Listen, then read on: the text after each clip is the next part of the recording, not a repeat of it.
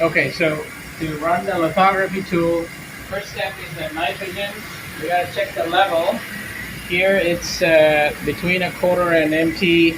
It's low, but it's enough to do maybe one lithography, maybe for an hour or 2 hours. So it needs to be on. We'll turn on the nitrogen. And the next one is the deionized water, which is the valve for that is up here. That needs to be on. And we can also turn on the chilled water. It's not really needed for lithography, but while we may need it for the plasma tool or any other deposition. So let's turn that on too.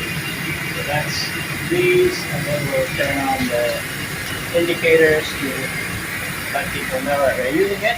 I think that's all we need in here. Yeah, I think that's all we need. Okay, so the spin coating. So the first step in photolithography is spin coating. So this is the spin coater where you're going to dispense the vapor priming and not the vapor priming, the HMDS priming step and the photoresist spinning. So prior to using the spin coater, we have to put a liner to make it easy to clean because once the resist dries up, it's very hard to get it off. Also, we need to make sure that these vacuum holes, this is where the wafer is held by a vacuum. It needs to be clean. This doesn't look too clean. That's because photoresist has got inside, so this will eventually cause problems. So it's something that we need to keep in mind, not to let any photoresist spill in the bowl or especially in the vacuum hole. So I'm going to line it up with these towels. These are clean room wipes. So I need 3 of them. Take 3, fold it in half,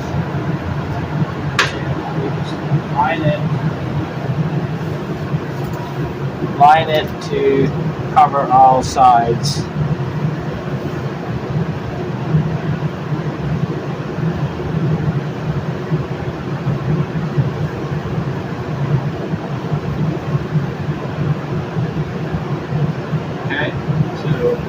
There it is. Just make sure they are away from the center because you don't want it to get caught while it's spinning. So this is ready to go.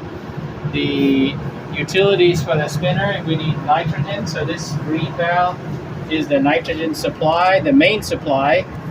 And then this blue valve, it's marked spinner, it's nitrogen. It also goes to other tools. So when you turn this, you'll hear the hiss, nitrogen. So there it is. And this is the vacuum for the spin coater, and that needs to be on as well.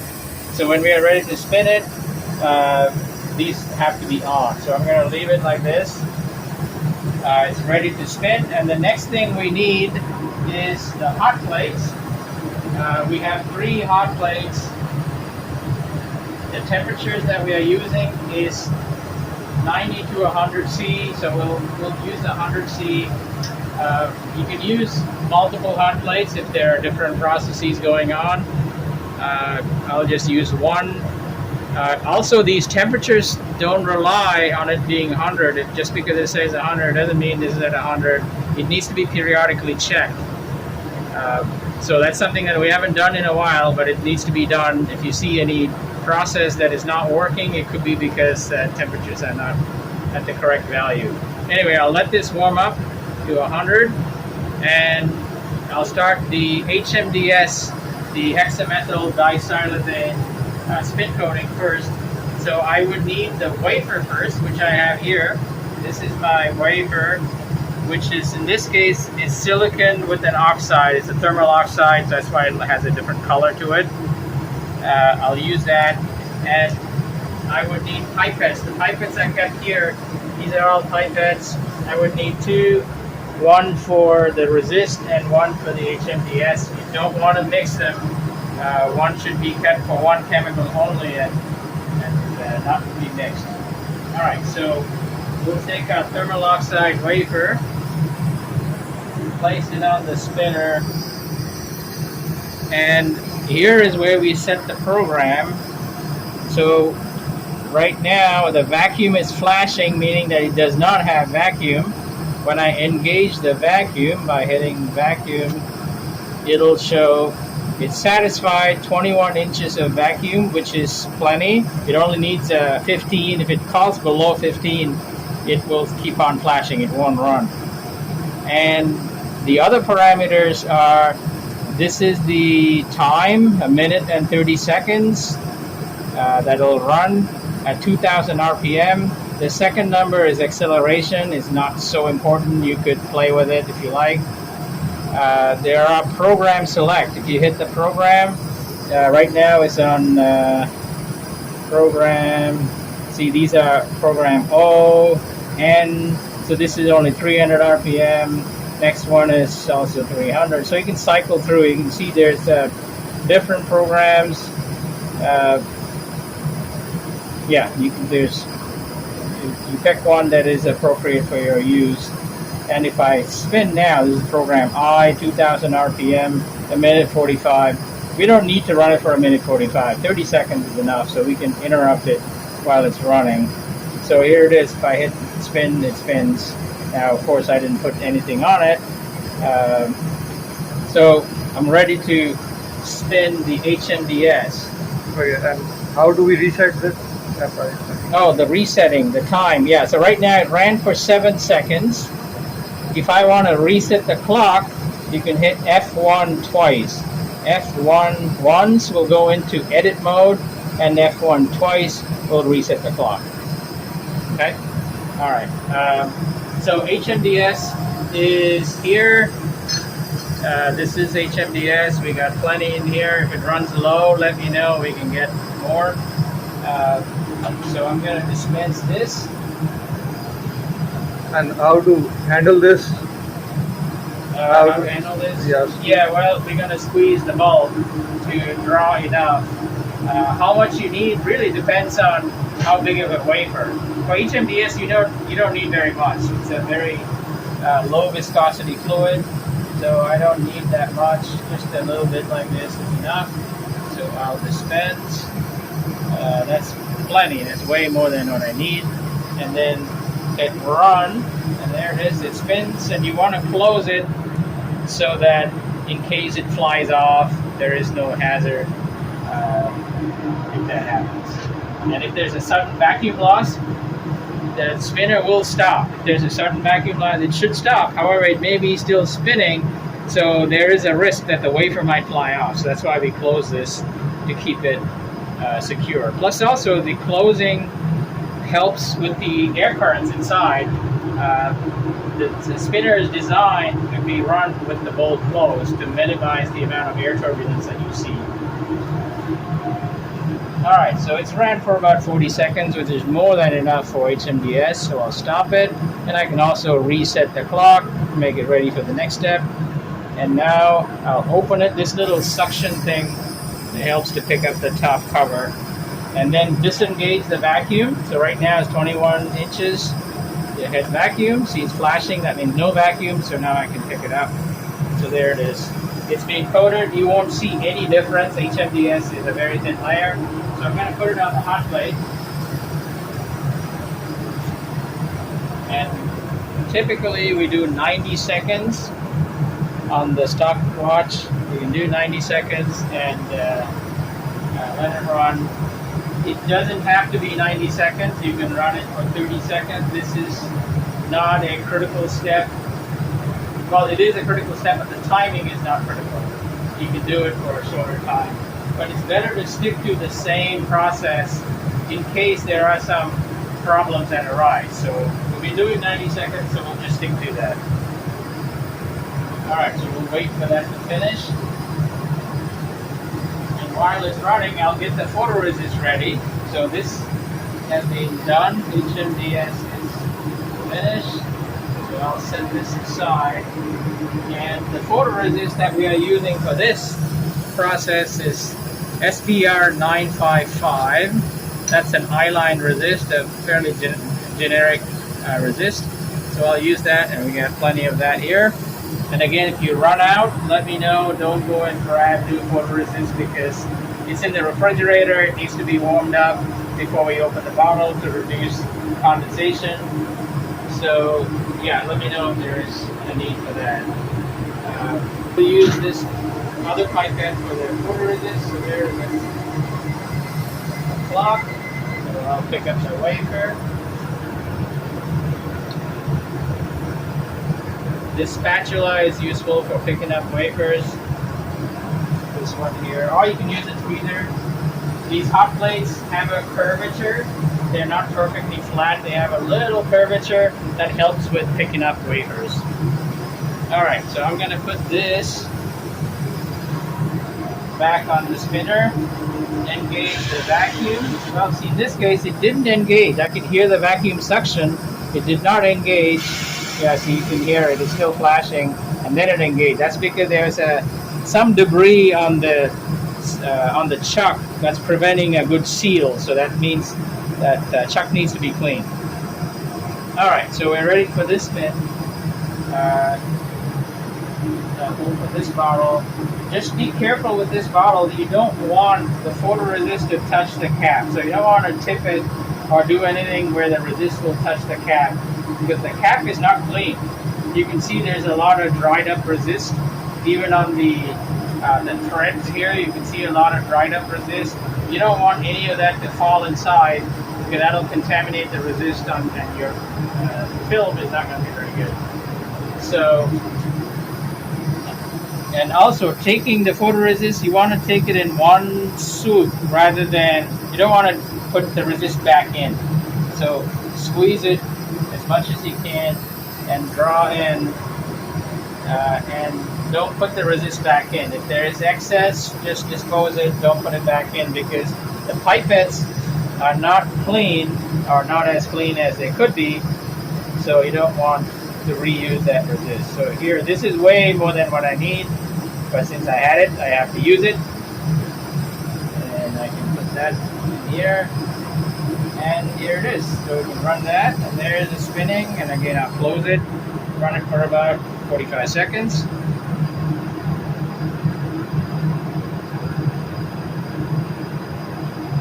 You can see those interference fringes, and once the fringes stabilize, that's when you know it's almost done. And at that point, you can go for another 10-15 seconds and say it's enough. So it's stabilized right around 20 seconds. So 30 or 35 is plenty. Okay, you hit stop, and you can reset the clock. There it is. Open it up with this thing here. Disengage the vacuum and pick up the wafer. You can use a tweezer, or if you carefully pick it up with your hand without touching the inside, that's fine too. And this goes back on the hot plate. 90 seconds. Now this bake is critical. This is the soft bake. The time and temperatures are important, so you want to keep it as consistent as possible. This we're doing at 100 C for 90 seconds. So we'll do the soft bake, and then we will put this wafer away in a dark place so that it doesn't get exposed to UV light. Even though these are amber coated lights, there is a little bit of UV that comes through, so we want to reduce exposure. So since we are done with this spinner, at least for now, we may come back and redo this step. Since we are done with it, it's still purging nitrogen. You can hear the nitrogen, so you don't want to waste the nitrogen. You can just close this green valve. That's the main supply for the nitrogen. You can close that. It stops the nitrogen, so you don't waste the nitrogen. Because the mask aligner, when we turn that on, it's going to take up a lot of nitrogen, so you don't want to run out of nitrogen in the middle of the process.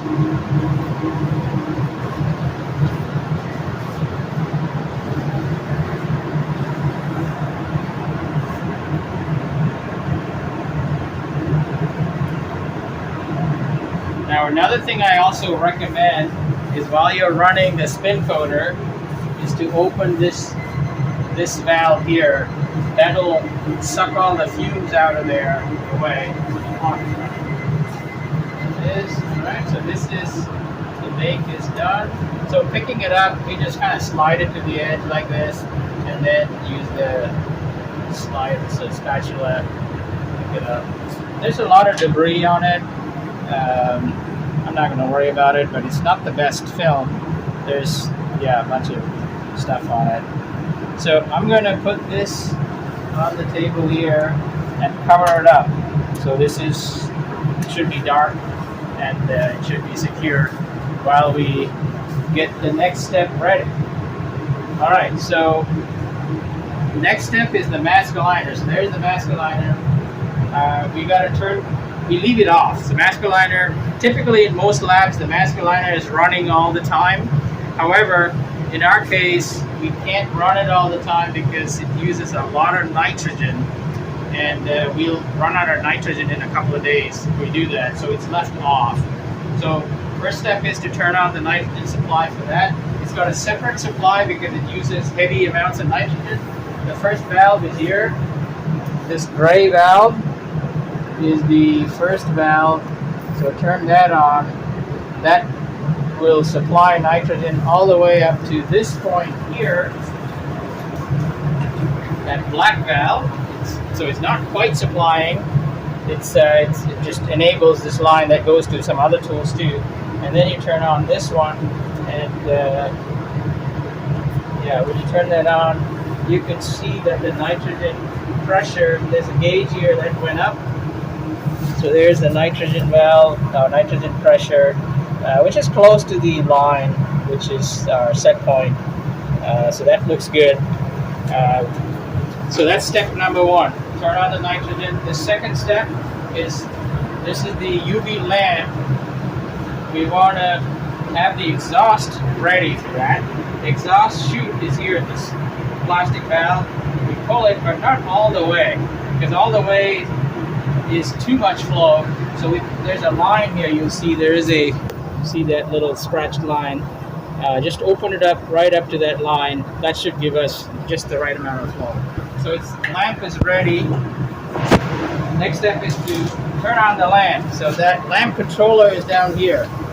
Turn on the power, and you wait for it to boot up.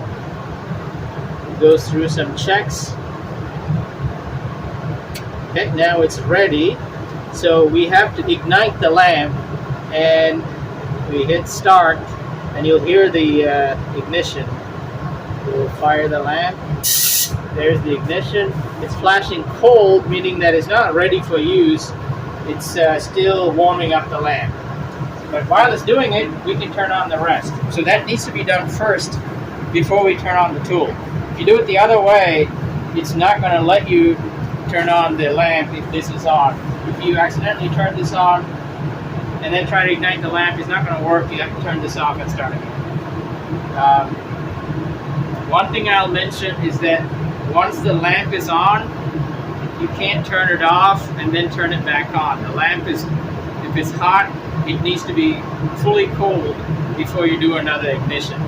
So if I want to turn it off right now, I can do that, but then I cannot turn it back on for maybe half an hour or something like that. All right, I'll go turn this on. That's this green switch. On. Wait for it to boot up. It goes through some boot up sequence. It says load. Press the load button, and it'll flash the load button. It's pretty obvious. So there it is. It's loading the program. There are two programs, bound aligner and a mask aligner. We're using the mask aligner. That was the default.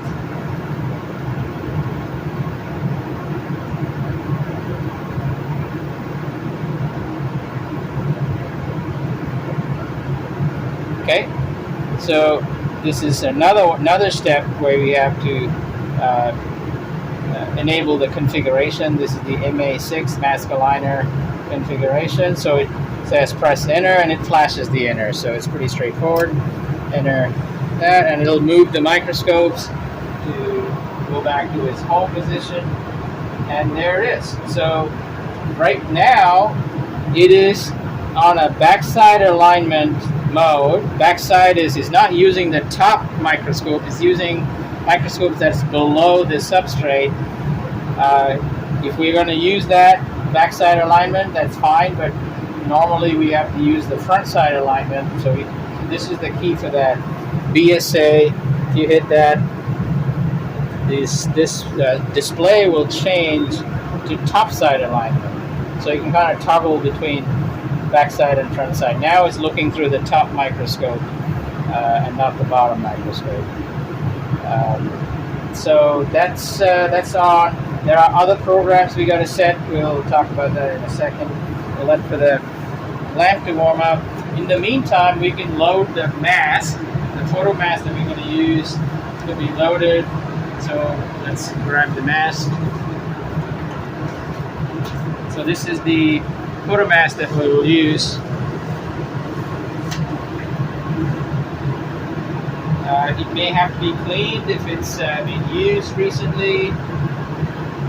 So on the photo mask, there are two sides.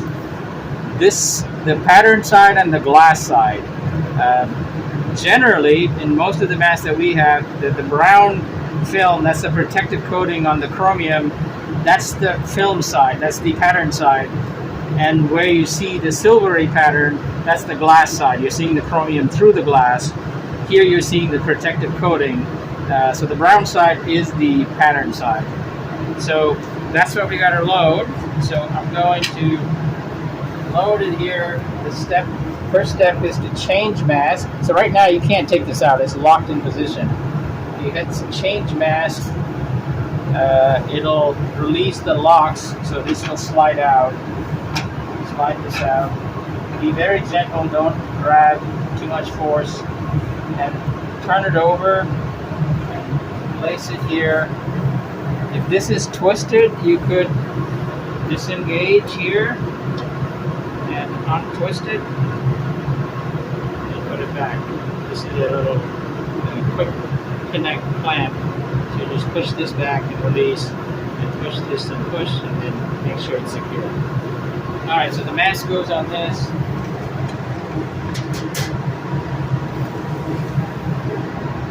So you have to know where's the top side and the bottom side. Rotational orientation, that's up to you.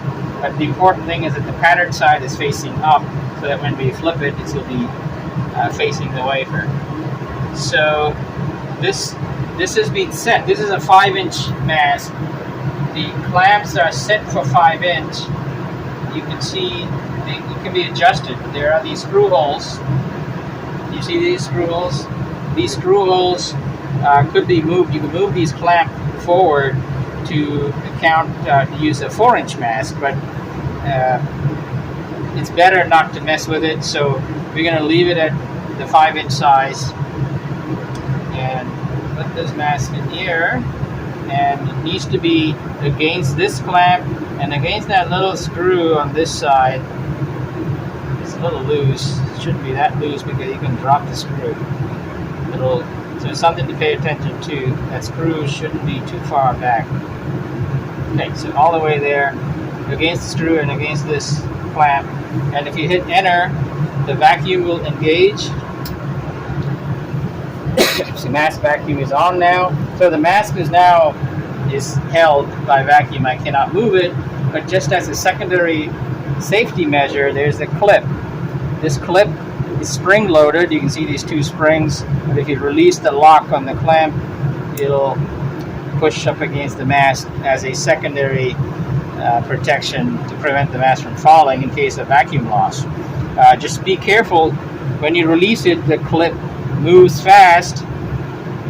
If the screw is not in place properly, it's possible for this to fly off and you'll never find the springs and screws.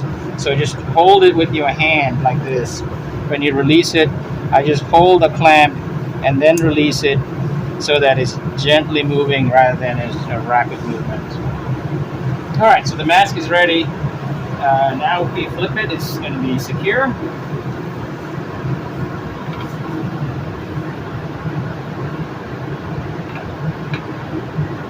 Slide it in, again very gently. If it snags on something, just wiggle it slowly with it. And then you gotta hit the change mask to lock the mask in place. So now the mask is locked. It's not going to move. Alright, so that part is done. The next thing is we got to do a lamp check. The lamp is finished warming up. It's at 900 watts. That's just a standby power. That's not the exposure power. We don't really care how much of wattage it's using. We care more about the intensity it's putting out. So switch from this power mode, the electric power mode, to optical intensity mode. If you hit this 365 CL1, that's the power at 365 nanometers. It's 0 right now because the shutter is blocking all the light. Now when we open the shutter, it'll tell us what the power is. So go to lamp test, that's this one here. If you hit lamp test, this whole assembly will come forward and UV light will be on, and then it'll show a reading. So there it is, lamp test. Okay, UV is on. There it is, it's coming up. It should be 17 milliwatts per square centimeter. That's the preset. Yeah, so now it's come up to that point. It'll hold that. That'll be what we need for the exposure. Another thing to note is you don't want to directly look at the UV beam, the beam over here. Yeah, you don't want to look at that beam directly because over time it could be harmful for your eyes without UV goggles. So, all right. So I think that we can turn off the lamp test.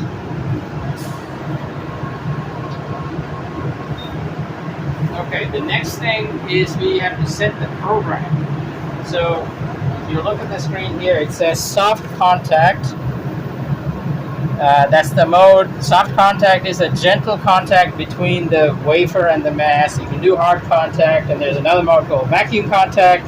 So there are different types of modes, mainly the 3 modes: soft, hard, and vacuum. The soft is the least intrusive method. Hard makes better resolution, but it has to jam the wafer against the mask. Vacuum even puts even further pressure. So if it's not pushing the limits, you can do soft contact. Vacuum contact does not work unless you have a full wafer. If you just have pieces, then you should use hard contact or soft contact. So how to change that? So go into edit parameters. That's this key here. We hit edit. The first thing that comes up is exposure time. How many seconds of exposure time? So that needs to be done from prior experimentation. How many seconds? So the dose that you will get on your wafer is this time, 37, multiplied by whatever intensity, which is 17. So 37 times 17 will give you so many millijoules per square centimeter. I think for the SPR 955, the threshold is about 400, I think, millijoules per square centimeter. So as long as you're above that, you're fine.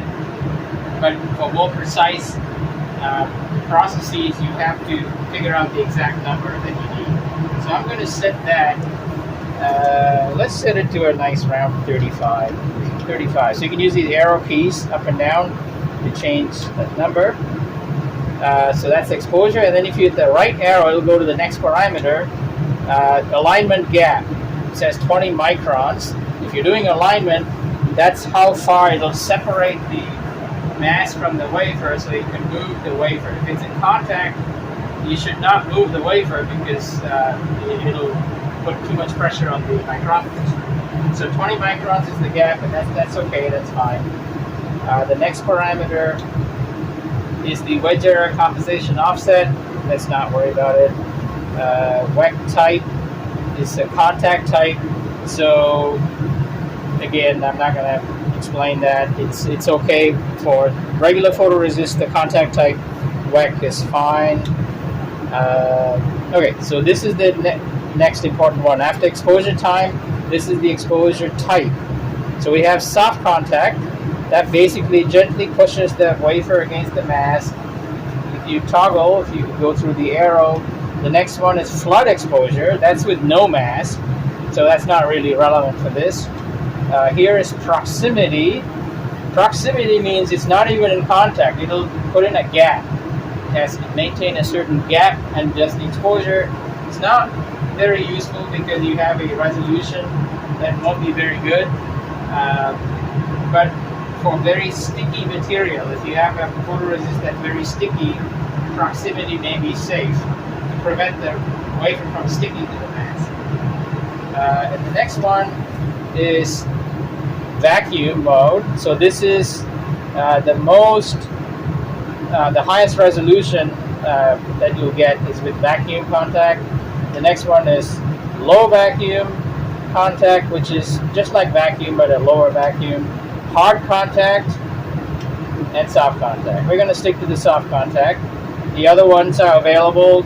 You have to read about it more to find out more details, but we'll just leave it at that. So we've set all of this, and to get out of this program mode, hit the edit parameters again, and there it is. So we are back to the main screen. It's actually ready for exposure once we load the wafer.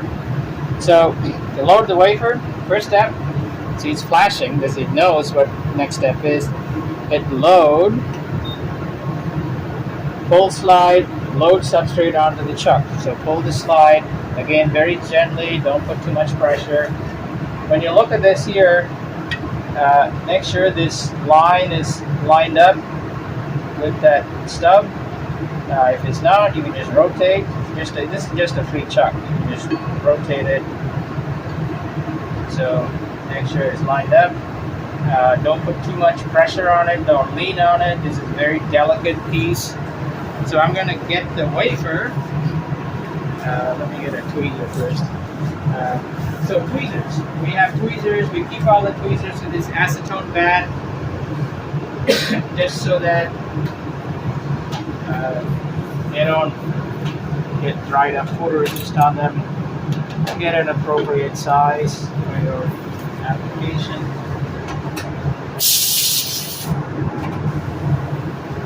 And we can put the wafer on the mask liner.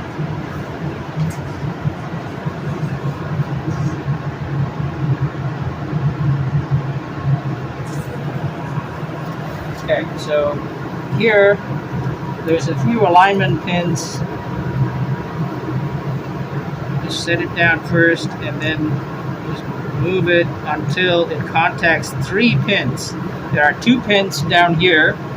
Those 2 pins should be on the flat, the wafer flat, and then 1 pin here to make sure it's in the right position. So just jostle it until it's in the right spot. Don't put the wafer on top of the pins because when it goes into contact, the pin will push against the wafer and it'll break the wafer. So make sure the wafer is sitting flat on the chuck. The pins should be outside of the wafer, touching the edges of the wafer. So there it is. Now we can hit enter. If you hit enter here, what it did there was it engaged the vacuum on this chuck so that this wafer is not going to move around as I slide it in. See right now, if I try to move it, it's not going to move. See, it's held by vacuum. Okay, so now I can slide it all the way in. Make sure you slide it until it hits the stop. There's a little click that happens at the end. You don't want to engage while it's kind of partially in because that can break stuff. It shouldn't allow you to do that, but don't count on it happening. So make sure it's fully seated, that little click. And then when you hit enter, so it's flashing the next key, confirm with enter, the wafer will be lifted up. It goes into contact, and when it touches the mask, this light comes on. This contact light came on briefly. It's doing now the wedge error compensation. The wedge error compensation is when the wafer and the mask are aligned to be parallel. So now we can do alignment if there is a need to do alignment. We don't really have, this is the first layer, so there's nothing to align. But we can take a look at the mask now that we are here. The microscope can be controlled with, let me get the chair.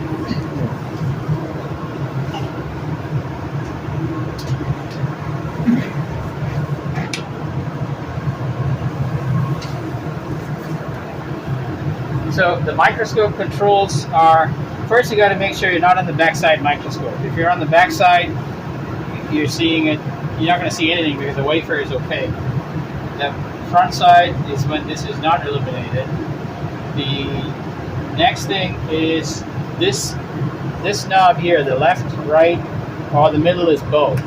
The both means the left side is seeing the left through this left eyepiece, right is seeing through the eyepiece, and it's split screen. So this is the left, this is the right. And now I can move the microscope left, right, forward, upwards. You can move it with these arrows. So there it is, it's moving left, right, up and down. If you want to move fast, you can hit that fast key, and that'll move it faster. You can see what's happening. Like this side. So these are all patterns on the mask. The wafer does not have any pattern. The background is the wafer. We're not seeing anything because there's nothing on the wafer. You can also do focus. The focus is this key here. This is for the left side. That is for the right side. Focus it.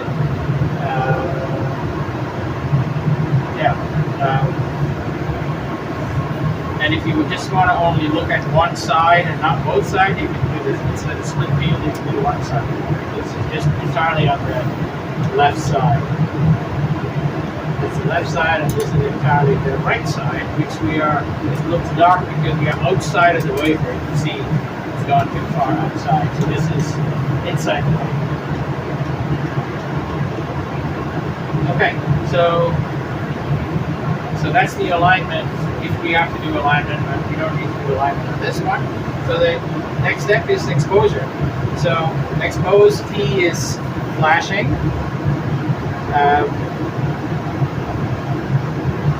So I'm just going to go ahead and do the exposure, set to 35 seconds, soft contact. Alright, so there it is. The microscope will move out on its own. And again, don't look at the beam. And we can take a look at the power just to make sure it's at the preset value. So that is correct. It's at 17. Alright, so it runs for 35 seconds and then we'll get the wafer out. Yeah, there's no point.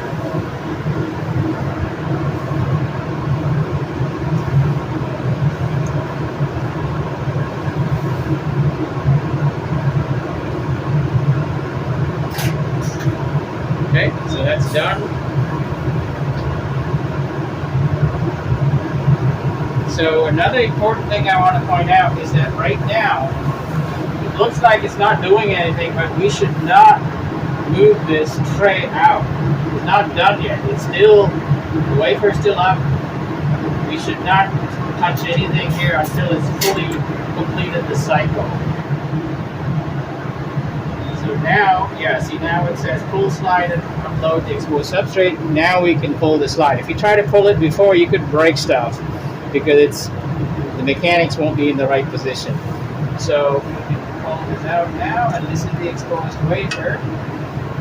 And if you look carefully, you can see the patterns. May not be easy to see on the camera. The patterns are already there. Not developed yet, but we can see it. So I'm going to pick up this wafer and do a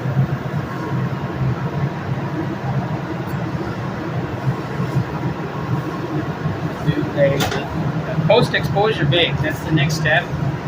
So same 100C for 90 seconds. Again, all these numbers depends on the type of resist and the type of process you're doing. These are not universal numbers. So let it run.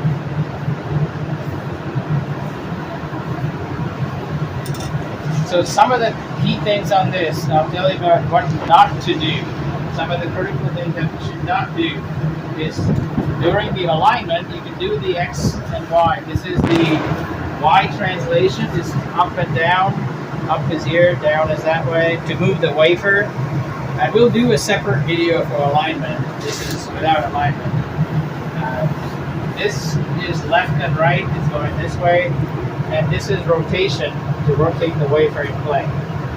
That rotation, or any of these controls, should not be operated while the machine is in transition or while it's in contact.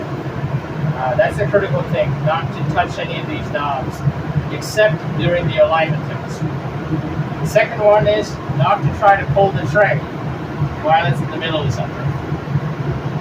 So those are two very critical things on this tool. It'll let you do it. It's all mechanical. You can try and pull it, and it'll jam and cause serious problems if you try to do that. So remember those two things not to do. All right.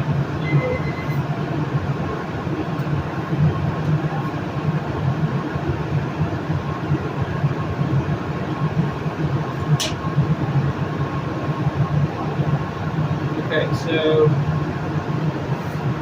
I'm thinking we should just do this in 2 steps. It's going to be hard to align it without it. So we've done this post-exposure bake. I'm going to put it away. Even though it's exposed, it's still sensitive until you develop it. So the next step is develop. So normally, when everything is operational, I have a spray developer here, which, just like a spin coater, it sprays the developer and it spins the wafer. It's much better than developing in a beaker, which is what I'm going to do. But that's not working at the moment, so we'll show that in another video. Right now, we'll just do the manual way of developing. So that's all done in the fume hood. Turn the light on. And sash. Just make sure this area is clean. I've got too much stuff, so I want to clean it up first. Find the beaker that has DI water, deionized water. So only use this for water. Don't use this for anything else. This is the valve. This should be on for DI water. Just check that the water is on. And then fill it up.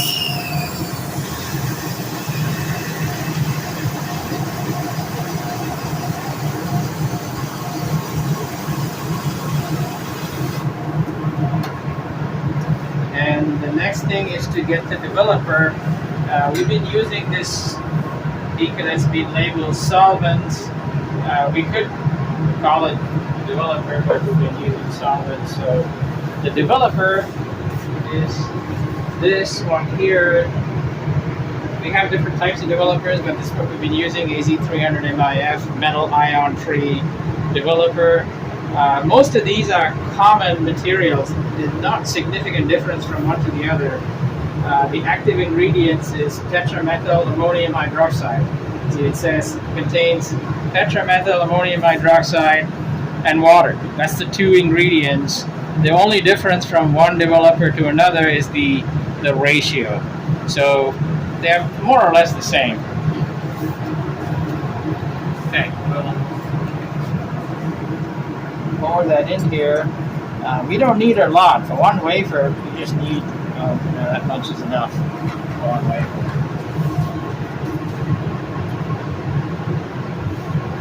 And how we develop, it's more convenient to use a basket like this rather than a tweezer, because if you use a tweezer, then you gotta fish it out while it's still in the beaker, and that can get cumbersome.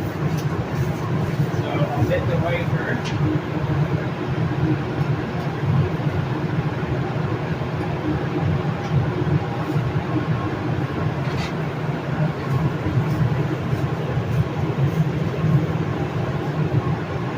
Put it in the tray.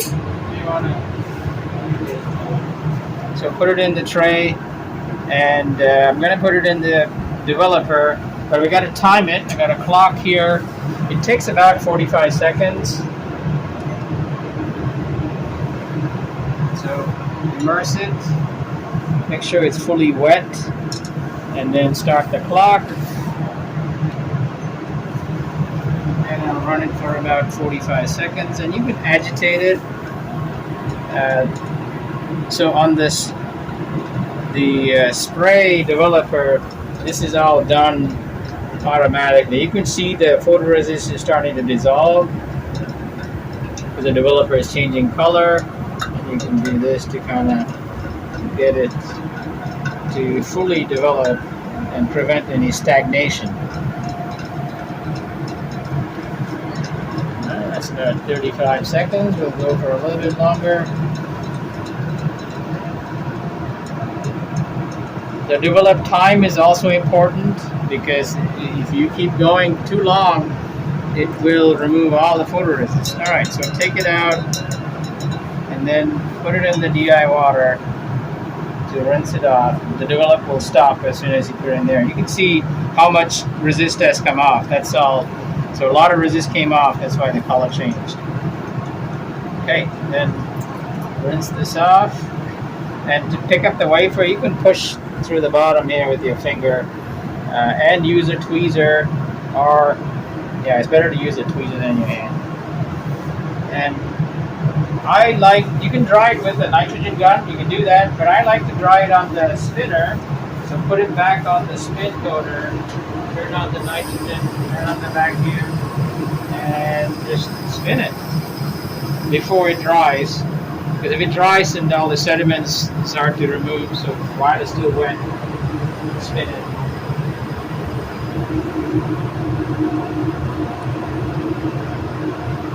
Alright, that's good. Okay, so this is the pattern that we made. Now we can put it under the microscope to take a look. It's still not that visible, but it's there.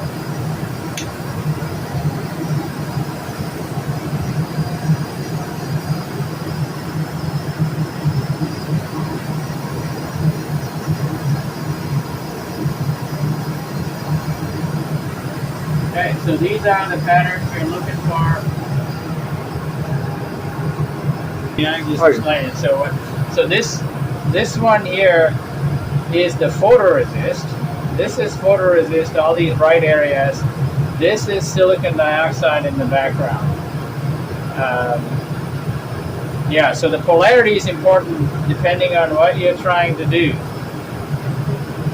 So in this case, yeah, so we can look at the photomask to make sure which is which. So let's go look on the mask aligner. It's still there.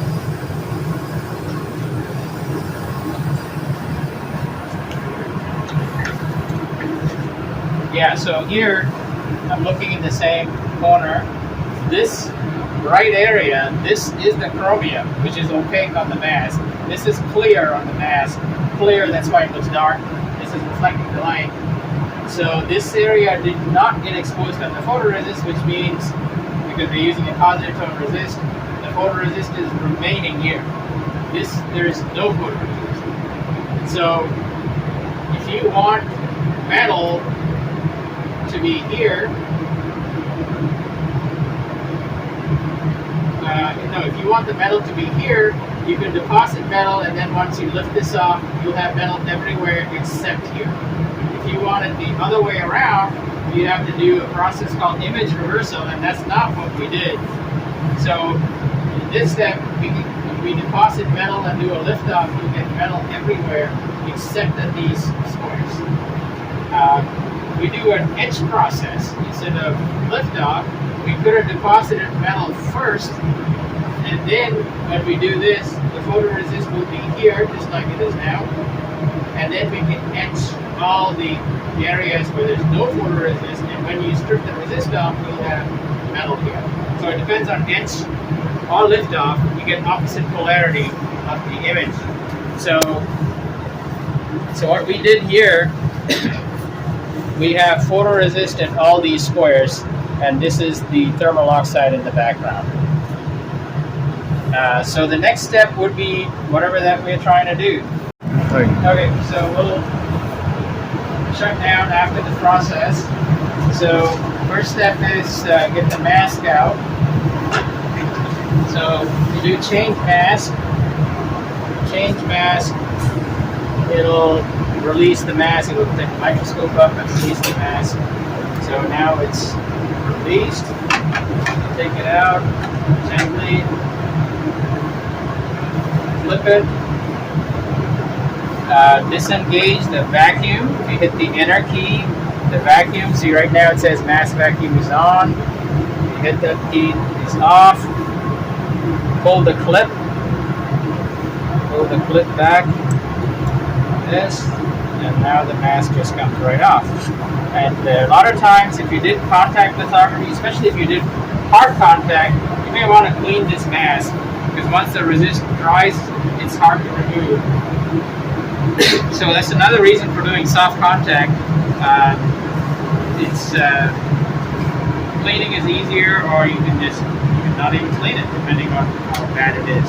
So we'll put this mask away. Okay, and put this slide mask holder back. And if you did any alignment, which we didn't do in this case, if you did any alignment, make sure you reset the micrometer screw. So here, it should be set to 10. It's at 10 here. This is the left and right micrometer. It should be set to 10. Yeah, see right there, it should be 10. And then on this side, also be 10. And then the rotation is here. This is the rotation. The flag, the indicator is right here. It should be just, yeah, the line should be aligned. So that's the home position of this. So now it's all unloaded, everything is done. Once we are sure that we are ready to shut down, turn off the power. And the second thing is turn off the lamp. So the lamp, just the toggle switch here, turn it off. Just be sure you really want to turn it off, because you can't turn it back on for a couple of hours after that. So that's off.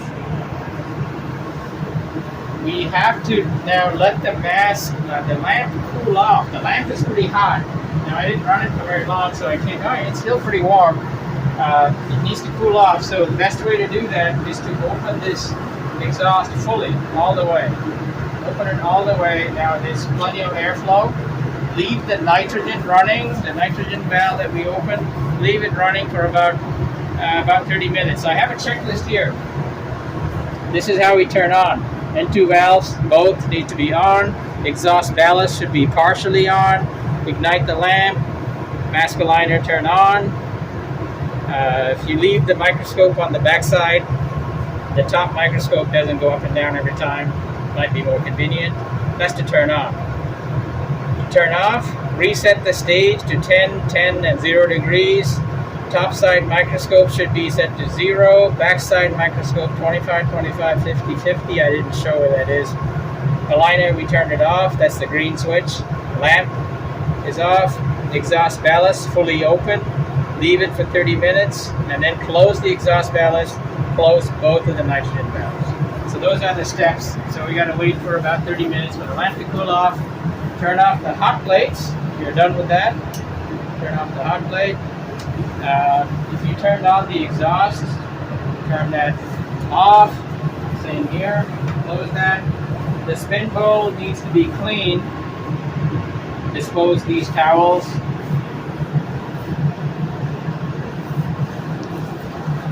And we still need to wipe it down. It's very important to do that. Otherwise, the life of the spinner will be significantly reduced. So spray acetone on the towel.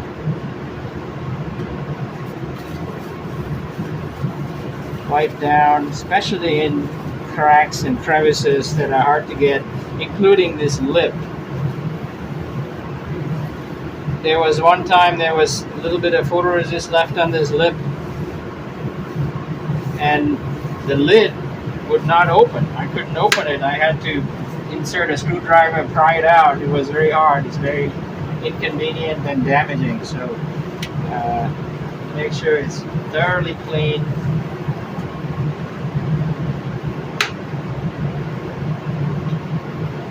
So the towel should come out clean without any red.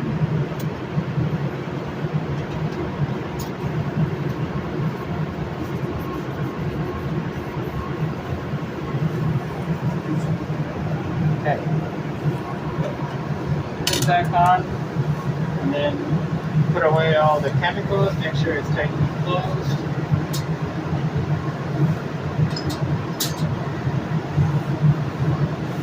And same here, the disposal of the chemicals. That's, the DI water can go in the drain.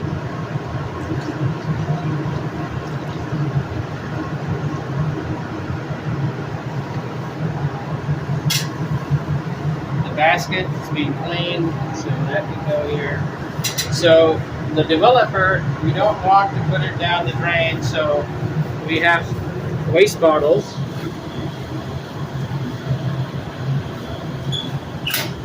Solvent waste. Where's the solvent waste? Are we out? So last time it was full, so I It's just full? kept out. Okay, so we need a new bottle. All right, well that's good. Oh, here. We got a solvent waste here. We can use this. So we want to.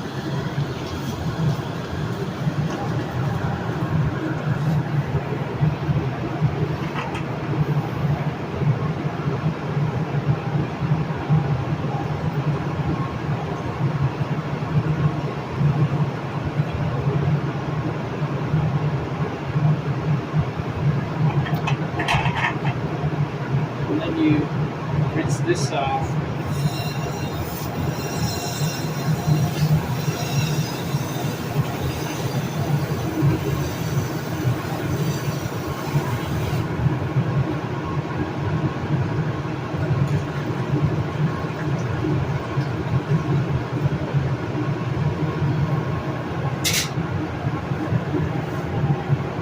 Close this fuse board, turn off the light, and put this waste bottle.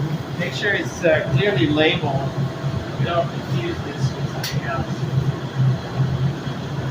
That's the waste. What else? That's it. These pipettes could be thrown away. And before leaving the area, well, we're still running, the lamp is still cooling off, but before leaving, we want to do another check. Just check everything, hot plates, the nitrogen lines. Okay, here would be something we forgot. Even though the nitrogen is on, the vacuum is on, so we have to turn that off. Check everything one more time before leaving the area. Yeah, I think that's it.